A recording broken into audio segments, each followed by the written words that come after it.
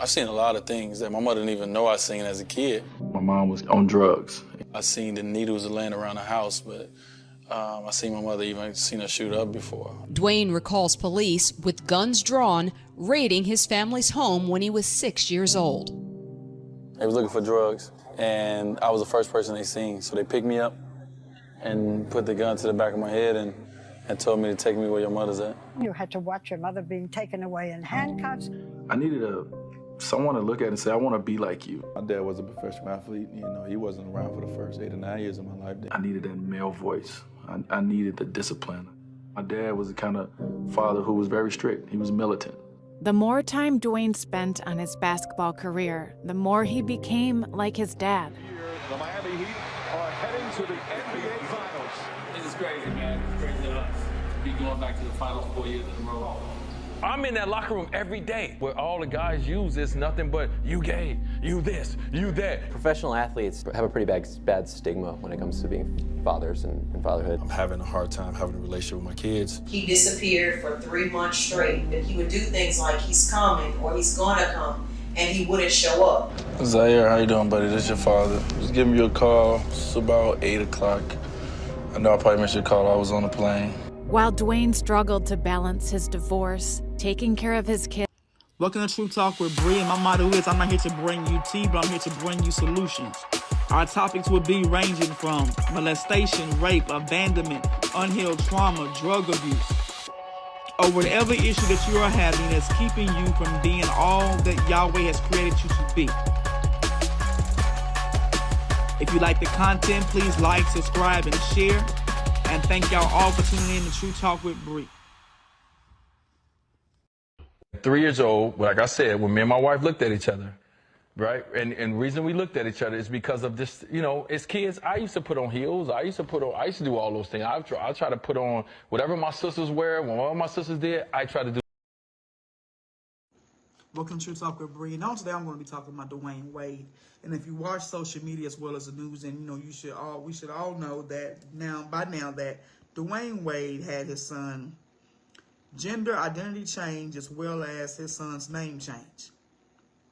His name used to be Zion Malachi Hermes. I looked this up. I had to get the correct pronunciation of his third name, and it's Hermes. Hope I'm pronouncing it correctly. But anyway, so he had his name changed.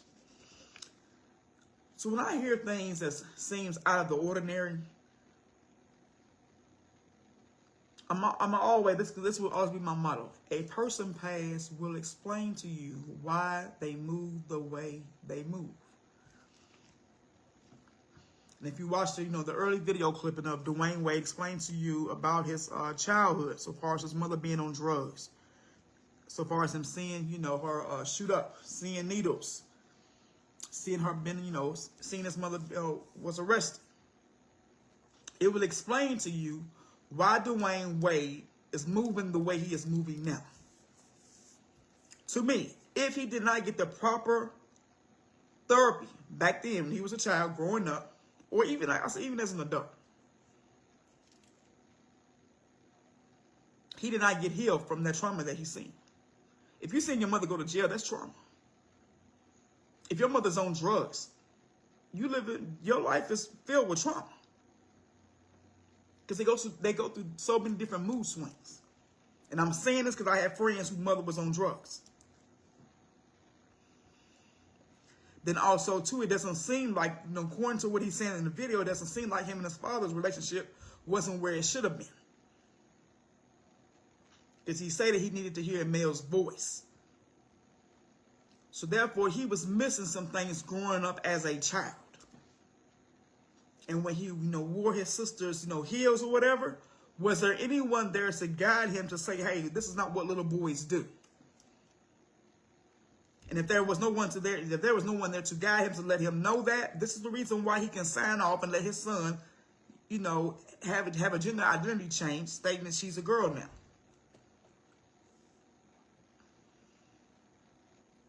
A person past will always explain to you why they move the way they move.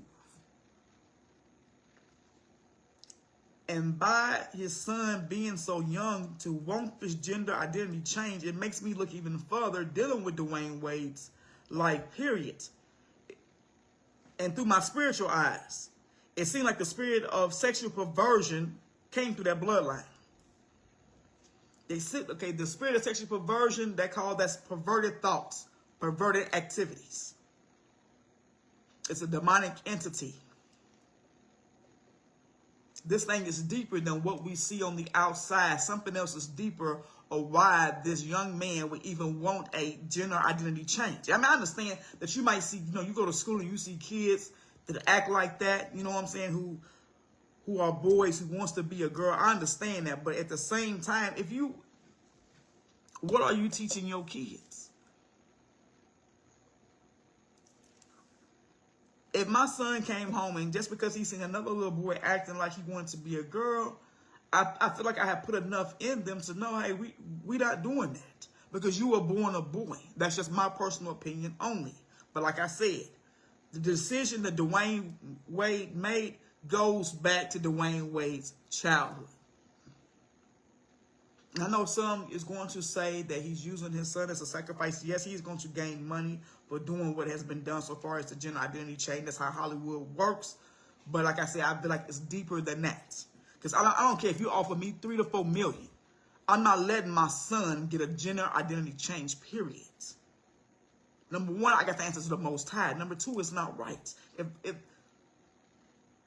Zion, which is now known as Zaya, was already fearfully and wonderfully made, the way God created him.